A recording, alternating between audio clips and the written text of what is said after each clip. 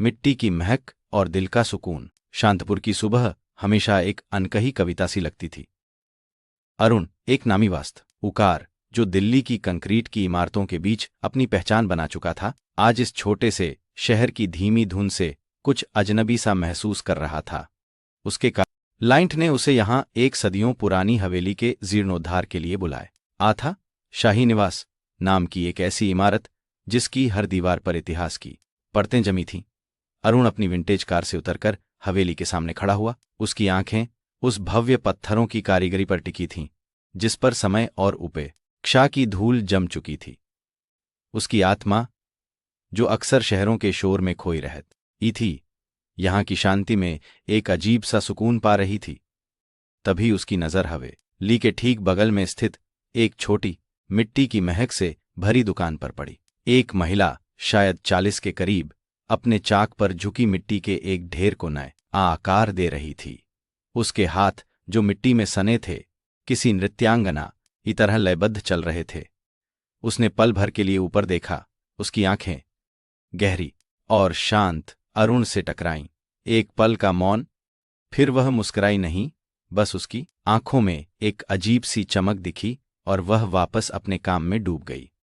अरुण को लगा जैसे किसी पुराने भूले हुए गीत की धुन उसके कानों में पड़ी हो। कुछ दिन बाद हवेली के जीर्णोद्धार का काम शुरू हो चुका था। अरुण को हवेली के अंदरूनी हिस्सों के लिए कुछ खास पारंपरिक डिजाइन वाली टाइलों और मिट्टी के बर्तनों की जरूरत थी जो हवेली की आत्मा से मेल खा सकें। उसके सहायक ने उसे बताया कि पास ही एक कुम्हार की दुकान है जहां की कलाकार माया अद्भुत काम करती है। अरुण को याद आया वह चेहरा, वह शांत आंखें। वह दोपहर को सीधे माया की दुकान पर पहुंचा। दुकान के अंदर धूप एक जालीदार खिड़की से छनकर आ रही थी जिससे हवा में उड़ते मिट्टी के कण सोने से चमक रहे थे। माया एक साधारण सूती साड़ी पहने अपने चाक पर मिट्टी के एक बड़े पात्र को अंतिम रूप दे रही थी। अरुण को देखकर उसने हाथ धोए और एक हल्की औपचारिक मुस्कान के साथ उसका अभिवादन किया। याकरा, नमस्ते, मैं अरुण शाही निवास के जीर्णोद्धार का काम देख रहा हूं। मुझे कुछ खास तरह का टाइलों और मिट्टी के बर्तनों की जरूरत है। उम्मीद है आप मदद कर पाएंगी, अरुण ने कहा। माया ने सिर हिलाया। मुझे पता चला है। आप अंदर आइए, मेरे पास कुछ नमूने हैं। मैं माया हूं। उसने उसे अपनी दुकान में रखे तरह तरह के बर्तनों और टाइलों के डिजाइन दिखाए।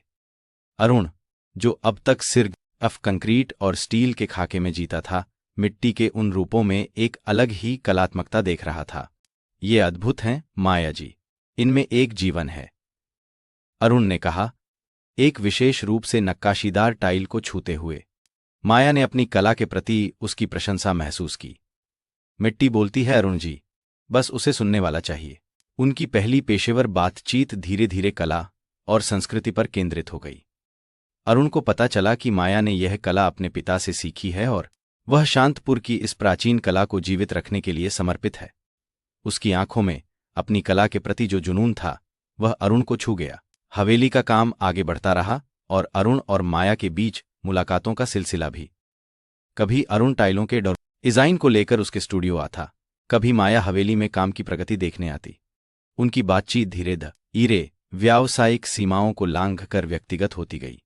एक शाम काम खत्म होने के बाद अरुण ने माया को शांतपुर के मशहूर चांदनी चौक के एक छोटे स्थानीय भोजनालय में रात के खाने के लिए आमंत्रित किया। यह जगह शांतपुर की धड़कन है, माया ने कहा।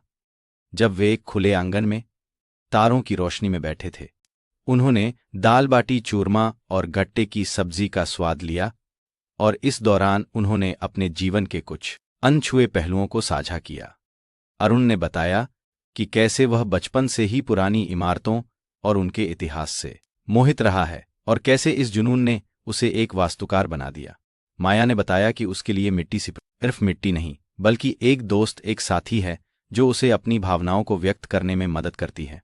कभी कभी लगता है हम शहरों में इतना भागते हैं कि अपनी ही धड़कन सुनना भूल जाते हैं, अरुण ने एक गहरी सांस लेते हुए कहा। माया ने उसकी बात पर सहमति जताई। और यह मिट्टी की महक, यह हमें जमीन से जोड़े रखती है, हमें याद दिलाती है कि हम कहाँ से आए हैं। उस रात उनके बीच एक अनकहा पुल बना। एक ऐसा रिश्ता जो सिर्फ साझा रुचियों से नहीं बल्कि साझा एकांत और संवेदनशीलता से भी पनप रहा था। अरुण को लगा जैसे वह माया की शांत आंखों में अपने ही भीतर के किसी अनसुलझे सवाल का जवाब ढूंढ रहा हो। जैसे जैसे शांतपुर में मानसून की फुहारें पड़ने लगीं, अरुण और माया के बीच की दूरियां भी कम होती गईं। एक शाम बारिश रुकने के बाद उन्होंने शांतपुर झील के किनारे टहलने का फैसला किया। हवा में मिट्टी की सौंधी सौंधी खुशबू घुली थी और झील का पानी बादलों से घिरे आसमान का प्रतिबिंब बन गया था। वे मौन में कदम बढ़ा रहे थे, लेकिन यह मौन असहज नहीं बल्कि आरामदायक था। झील की लहरों की आवाज और दूर मंदिर से आती घंटी की ध्वनि उनके एकांत को और गहरा रही थी। कभी कभी मुझे लगता है यह शहर मुझसे कुछ कहता है, अरुण ने अचानक खामोशी तोड़ते हुए कहा।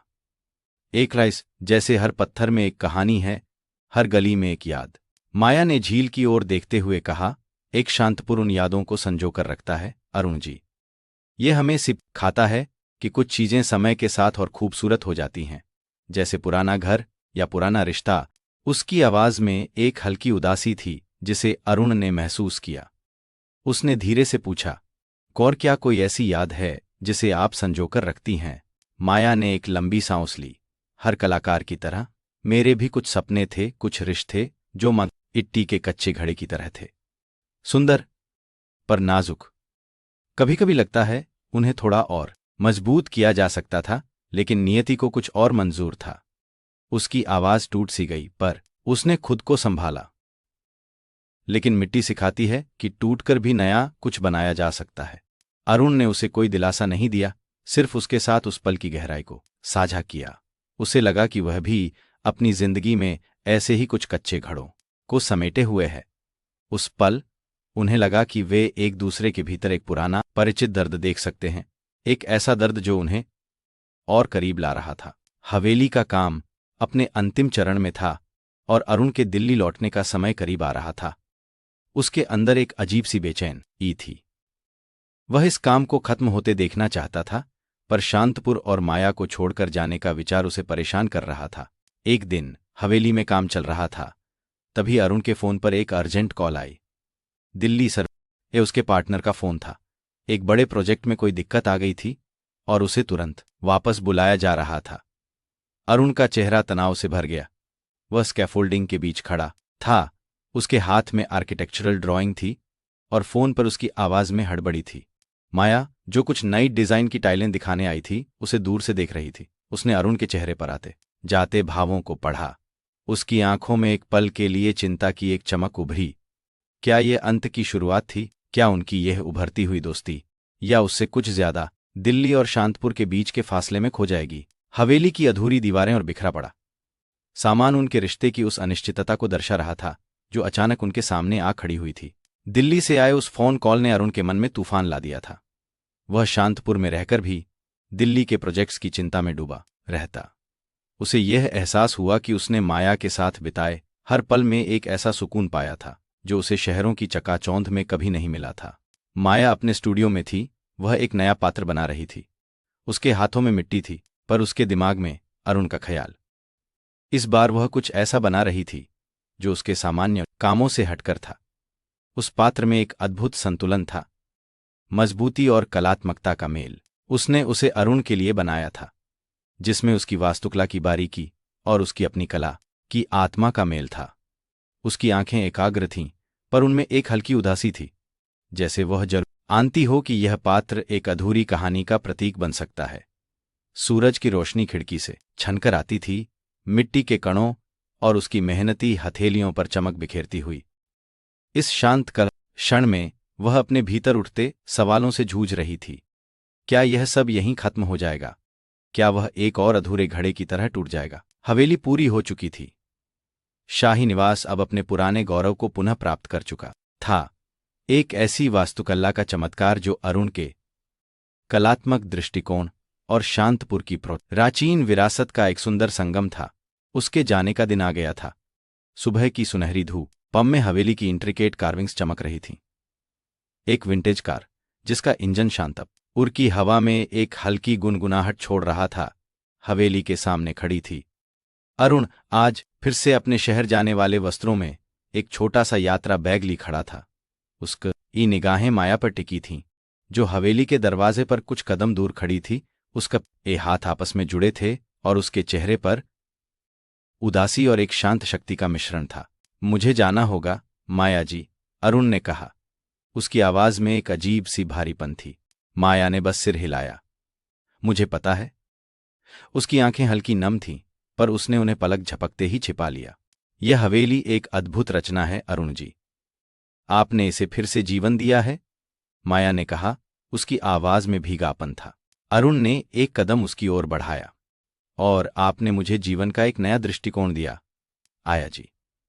इस मिट्टी की महक ने मेरे दिल को एक ऐसा सुकून दिया जो मैं भूल चुका था। एक पल का ठहराव, उनके बीच अनकहे शब्दों का एक भारी बोझ। मैं नहीं जानता कि मैं कब वापस आ पाऊंगा, अरुण ने कहा। उसकी आंखों में एक असमंजस था।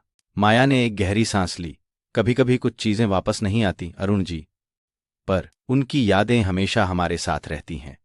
उसने अपनी उंगलियों से अपने कंधे पर इरे मिट्टी के एक छोटे कण को झाड़ा, जैसे वह अपनी भावनाओं को भी झाड़ रही हो। माहौल में एक कड़वाहट थी, एक गहरा भावनात्मक क्षण, एक संभावित अलगाव से पहले। शांतपुर को छोड़े हुए अरुण को कई हफ्ते हो चुके थे। दिल्ली की भागती जिंदगी में भी उसके कानों में शांतपुर झील की लहरों की आवाज और माया की आवाज गूंजती रहती थी। उसके दिमागड़ में मिट्टी की वह अनूठी महक बसी हुई थी जो उसने माया के स्टूडियो में महसूस की थी। उसने अपने काम में खुद को पूरी तरह डुबो दिया, लेकिन हर नई इमारत के डिजाइन में उसे शांतपुर की हवेली की याद, माँ और माया के मिट्टी के बर्तनों की कलात्मकता की झलक दिखती थी। वह जानता था कि उसने एक टुकड़ा अपना दिल वहीं छोड़ दिया था। एक शाम अपने डेस्क पर बैठा, वो एक नए प्रोजेक्ट के ब्लूप्रिंट्स पर काम कर रहा था। यह एक छोटा सा हेरिटेज होटल था जिसे वो आधुनिकता के साथ पारंपरिक स्पर्श देना चाहता था। अचानक उसे एक विचार कौंधा। उसने अपनी सीट से उठकर तेजी से एक नंबर डायल किया। माया जी, उसकी आवाज में एक उम्मीद थी। दूसरी ओर कुछ पल का मौन रहा। फिर माया की धीमी पर परिचित आवाज आई, अरुण जी, मुझे लगा आप भूल गए होंगे। भूलना नामुमकिन है माया जी, अरुण ने कहा। उसके चेहरे पर एक मुस्कान फैल गई। मुझे एक और हवेली के लिए आपकी मदद चाहिए। एक ऐसी हवेली जिसे हम साथ मिलकर बनाएंगे, एक ऐसी जगह जहां मिट्टी की महक और दिल का सुकून दोनों होंगे। कुछ देर तक दोनों ओर से कोई शब्द नहीं आया। अरुण को लगा कि उसने शायद बहुत ज्यादा बोल दिया। तभी माया की आवाज में एक हल्की हंसी की गूंज सुनाई दी। मिट्टी इंतजार कर रही है अरुण जी। और अरुण को लगा जैसे शांतपुर की मिट्टी उसे बुला रही हो, एक नए अध्याय की शुरुआत के लिए। वह जानता था कि यह सिर्फ एक और प्रोजेक्ट नहीं था, बल्कि एक ऐसा पुल था जो दो आत्माओं को जोड़ रहा था। एक ऐसा रिश्ता जो समय और दूरी को पार कर गया था। आपको ये कहानी कैसी लगी, हमें कमेंट्स में बताएं और चैनल को सब्सक्राइब करना न भूलें।